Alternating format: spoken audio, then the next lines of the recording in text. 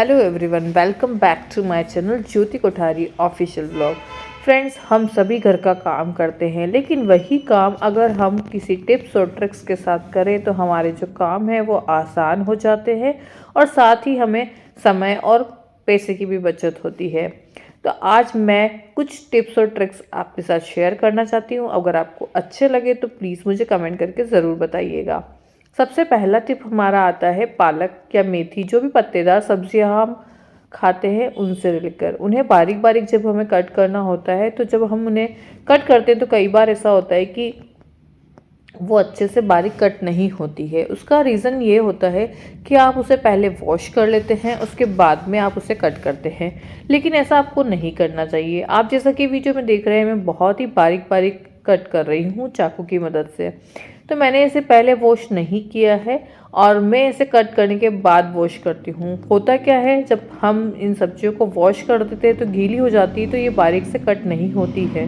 तो आप इन्हें पहले कट कर लीजिए, उसके बाद इन्हें वॉश करके स्ट्रेनर में स्ट्रेन कर लीजिए। तो कैसी लगी आपको मेरी टिप, और अगर आप भी ऐसे ही करते तो प्लीज़ मुझे कमेंट करके ज़रूर बताइएगा। सेकेंड टिप आती है हमारी लंच बॉक्स को लेकर। लंच बॉक्स के अंदर जो ये लीड लगी हुई आती है रबर की, उसे आप जो है वीक में कम से कम एक बार इसे इस तरह से निकाल के और फिर इससे टिफ़िन को क्लीन कीजिए। आप देखेंगे, देखिए इसके अंदर कितनी गंदगी जमा होती है। हम इसे इस तरह टिफ़िन को बिना लीड निकाले ही साफ़ कर लेते हैं, तो उससे क्या होता है कि जो अंदर की गंदगी होती है उससे बैक्टीरिया उत्पन्न हो जाता है और हमारे बच्चे के जो टिफ़िन होता है उसमें वो गंदगी चली जाती है, वो कीटाणु जर्म्स बैक्टीरिया चले जाते हैं।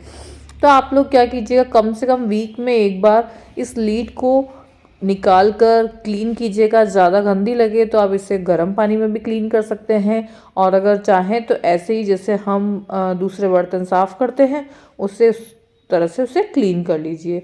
और इसके अंदर जो ढक्कन होता है टिफ़िन का, उसके अंदर आपका जो स्क्रबर नहीं चाहता तो आप इस तरह से टूथब्रश से भी उसे साफ़ कर सकते हैं। तो बहुत ही अच्छे से आपका जो लंच बॉक्स है वो क्लीन हो जाएगा।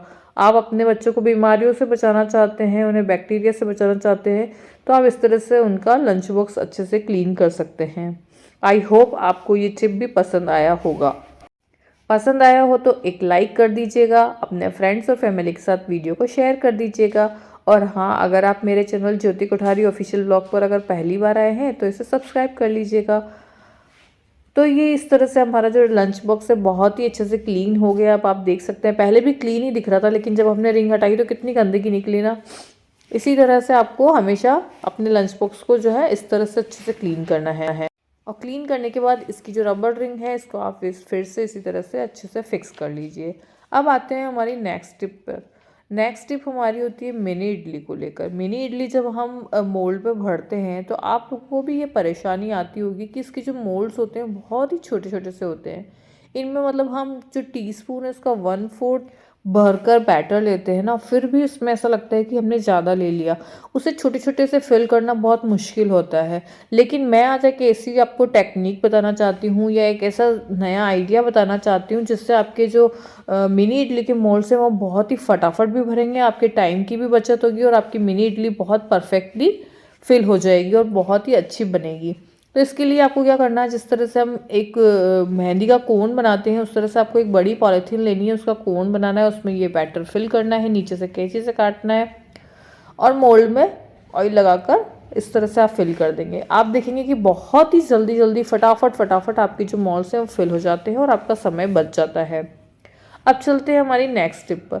नेक्स्ट टिप हमारी होती है स्टफ़ पराठे से लेके। जो भी स्टफ़ पराठा, आज देखो सर्दी में हम बहुत सारे तरह के स्टफ़ पराठे बनाते हैं, चाहे आलू का पराठा, मेथी का पराठा, पालक का पराठा, गोभी का पराठा, बहुत सारे पराठे बनाते हैं। लेकिन कई बार ऐसा होता है कि ना वो फट जाते हैं बहुत से लोगों के, या फिर उनके फूले फूले नहीं बनते। आज जो मैं आपको टेक्निक बताऊंगी उससे आपके पराठे जो हैं बिल्कुल कचौरी की तरह फूलेंगे। इस तरह से जैसा आपने देखा कि हमने पराठा का जो मसाला है वो बीच में फिल किया है, उसके बाद आपको इस तरह से प्लीट्स बनाते हुए इसके जो प्लीट्स बनाकर आपको ऊपर से लोई थोड़ी सी निकालनी है। उसके बाद इसको फ्लैट करके और आपको अच्छे से इसे हल्के हाथों से बेलना है पराठे को। याद रखना है, आपको जो ऊपर से लोई निकाली थी ना वो निकालना बहुत ज़रूरी है। आप पहले से ही आटा थोड़ा सा ज़्यादा दीजिए लोई में, ताकि वो ऊपर से लोई निकाल पाए। अब इसे जब हम सेकेंगे ना तो ये बिल्कुल कचौरी की तरह फूल जाएगा। तो इस तरह से आपके जो सारे पराठे हैं वो बिल्कुल अच्छे बनेंगे, कचौरी की तरह बनेंगे और बिल्कुल क्रिस्पी बनेंगे। और अगर आपके पराठे फटते हों तो आप ये टेक्निक ज़रूर अपनाइएगा, और एक बार इस टेक्निक से अगर आप पराठे बनाएंगे तो आपके पराठे कभी भी नहीं फटेंगे और हमेशा फूलेंगे। ये देखिए, बिल्कुल जैसे ही मैंने इसको पलटा वो अपने आप कचौरी की तरह फूल गया, मुझे कुछ भी करने की ज़रूरत नहीं पड़ी। और इस तरह से हमारे जो पराठे हैं बहुत ही अच्छे बनते हैं और कचौरी की तरह बनते हैं। तो आपको ये टेक्निक कैसी लगी या आइडिया कैसा लगा मुझे ज़रूर बताइएगा। अब चलते हैं हमारी नेक्स्ट और इम्पॉर्टेंट टिप की तरफ। हमारे घर में कई बार ऐसा होता है कि छोटे बच्चे जो खिलौनों से खेलते हैं, तो कई बार छोटे छोटे से ऑब्जेक्ट्स होते हैं जो उनके नाक या कान में फंस जाते हैं। तो हमारे साथ एक ऐसा इंसिडेंट हुआ था मेरे बचपन में कि मेरे कज़िन के नाक में खेलते हुए कुछ चीज़ फंस गई थी। तो उसका सॉल्यूशन निकालने के लिए उसे जब डॉक्टर के पास ले जाया गया तो उससे पहले ही उसके मसाले वाले की शॉप के बाहर जब वो खड़ा था तो उसे मिर्ची की वजह से बहुत तेज से छींक आ गई। तो उसकी वजह से वो ऑब्जेक्ट आराम से बाहर निकल गया। तो वही चीज़ मैं आपको बताना चाहती हूँ कि जब भी आपके बच्चे के साथ कभी ऐसा हो जाए तो आप थोड़ी सी मिर्ची लीजिएगा, उसे सूंघाइएगा, या फिर आप ऐसा कर सकते हैं कि अगर उसे नहीं सूंघाना चाहते हैं तो आप ऐसा कीजिएगा, उसके पास बैठकर मिर्ची को थोड़ा सा उलट पुलट कीजिएगा। एक कटोरी से दूसरी कटोरी में आप उलट पुलट करेंगे ना तो आप देखेंगे कि है ना, छोटे बच्चे तो क्या, हमें भी बहुत ज़ोर से छींक आ जाती है। तो जब आपके बच्चे से छींक आएगी ना तो वो अपने जो नाक में ऑब्जेक्ट फंसा हुआ है वो निकल जाएगा। ऐसा हमने 2 बार कर चुके हैं हम 2 बच्चों के साथ में, और बहुत ही सही टेक्निक है।